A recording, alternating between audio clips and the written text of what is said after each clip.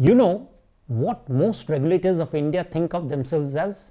Judges, no less. And even the ranks of those judges are not nearly filled up in those regulators. A stark reason why the Google case has got caught up with the Competition Commission of India is because of this problem. A few months ago, the same Competition Commission of India got involved in a dogfight between Reliance Retail, Amazon over who will get future retail. Now, I am using the word judgment here carefully, but it was a judgment that they gave out. That case also got mired in another problem, which was that of Swadeshi versus Videshi. Fortunately, the Google case has not got caught in that same trap. But what it has exposed is that while regulators in developed markets are moving towards what is called ex ante guiding of business, our regulators are still caught in the same trap of judgments, cases, orders. This is what we shall be discussing in this issue of On Point.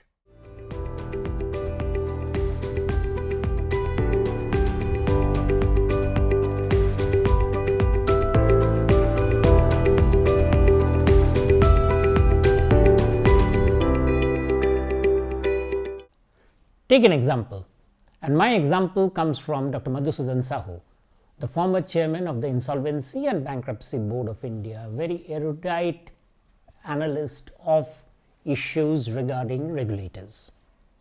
Now, what does he say? Supposing there is a CCI case, a Competition Commission of India case, deciding that a high price charged by a particular party is anti-competitive. Fine. But the same CCI can also say that a low price charged by a party is also anti-competitive. What was the problem with the high price? That the high price is an example of monopoly. It is driving away competition. What's the example of the low price or the problem with the low price? That you are undercutting competition. So that too is wrong. Supposing the party concerned is not charging either a high price or a low price. Instead, it is charging the same price as anybody else. What's the problem there? Well, the problem there is that the company is possibly a cartel, ganging up with other companies to kill competition. So you can see what the problem here. It is not the presence of prices, high, low, or any other prices, which is the problem when you are going to decide an anti-competitive behavior. What is to be decided? The decision has to be based on what is the definition of a market. A market is what you need to define. Now, out here, what is the Competition Commission of India doing? It is defining market on the basis of laws. What it needs to define is instead markets on the basis of economic logic. Unless you do that, you get crazy results as we just discussed right now. The Competition Commission of India has imposed a fine of around 1,300 crore on tech giant Google for abusing its dominant position in multiple markets in the Android mobile device system. Mind you, I am not holding any brief on behalf of, say, Google. What I am saying is that the CCI seems to be coming up regularly with the same sort of problem over and over again. And what's this problem? As we just saw, it is the problem of the definition of what is a market. CCI is a free market or a fair market regulator. Unless you define what is this market, how do you get results? And the definition has to be consistent with what you are trying to achieve at. For instance, in the case of RIL takeover of future retail, what did it say? It said that the unorganized market is so big and the organized market is so small that a takeover of one party by another will not really affect it. Well, let's assume that that's correct. Going by that, then what was the problem with the Amazon and the future retail or the Reliance retail case? The problem that came along there was that here you are saying that a takeover by one party is going to affect the market. There is a definitional problem. If it was small in the first case, it was small in the second case also.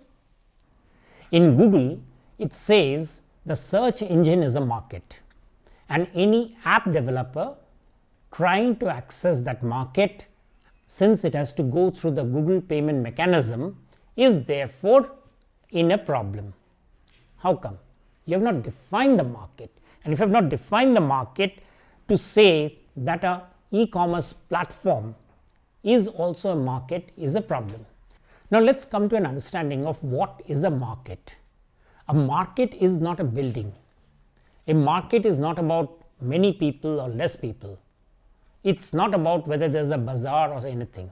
A market works on certain principles. What are those principles? First of all, there should be a flow of goods and services based on information exchange among the participants. If that information exchange is fair, then the market is fair.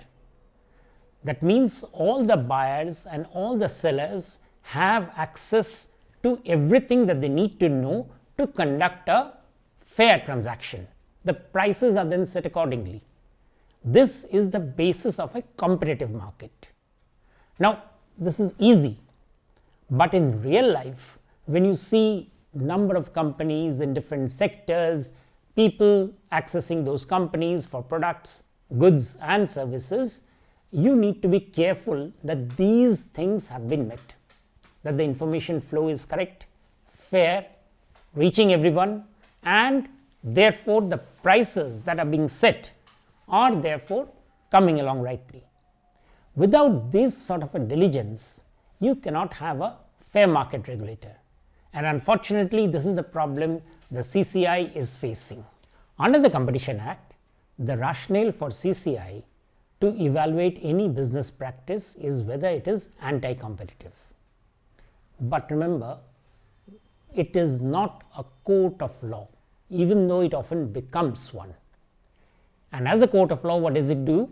It uses what is called the rule of reason, where a particular business practice is examined whether it is a pro-competitive or whether it is anti-competitive.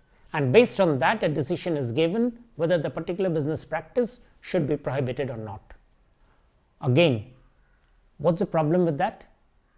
You end up in that sort of a court behavior on deciding whether a price is high, low or flat, whatever. What you do not understand is prices in a particular market, whether they are creating efficiency, and I use the word efficiency, it cannot be determined by a court of law. It can only be determined by, first of all, setting what is a market, and in that market what is an efficient behavior. Now, if that rationale is not applied, you get a peculiar problem, that some behavior which is actually helping consumers get more benefit, you end up penalizing it. Nowhere in the CCI order does it mention what material damage to the market was being investigated, either in the Amazon Future case or in the Google case, lots of others. The CCI has always shied away from a definition of consumer welfare. In other words, has there been any welfare loss for the economy? So, markets, how efficient they are, determines consumer welfare. That is the reason why regulators exist. Regulators are supposed to ensure that the consumer welfare is maximized. Everything else comes after that. And by that yardstick, there is a huge problem here. And I am not talking in the air. Think about the Securities and Exchange Board of India. In the SEBI parlance, the most heinous crime is that of insider trade practices. SEBI lays down 18 types of activities which it thinks is an insider trade practice. And there is one section which is a bit more open-ended. When the Competition Commission of India says that the fair market is being vitiated by abusive practices, Has it listed those abusive practices? No. It goes case by case. Again, court of law. Bring me the case, I'll use the rule of reason, I'll judge it. That does not help the markets to develop. Again, I'm not saying something which is very elusive. It is something which has actually been understood surprisingly by our politicians. Our bureaucrats have not understood it.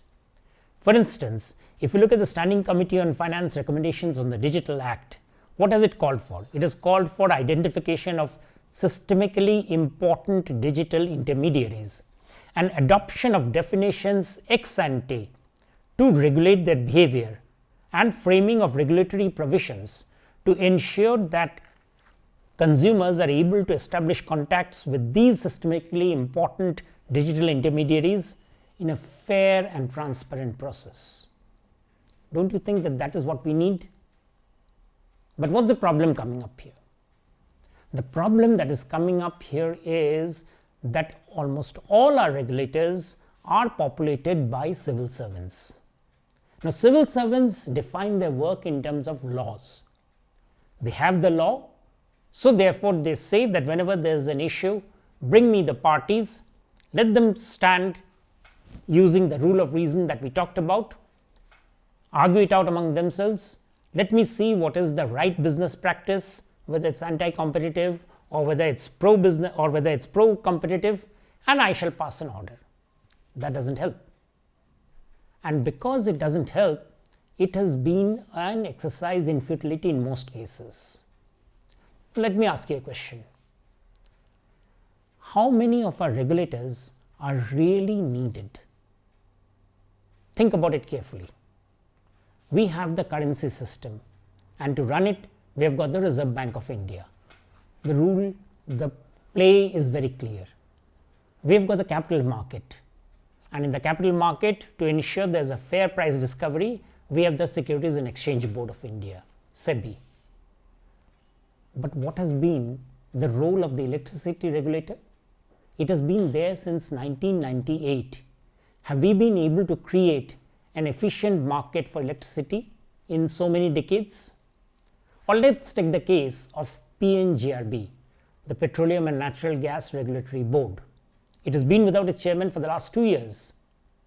Nobody seems to have noticed the problem.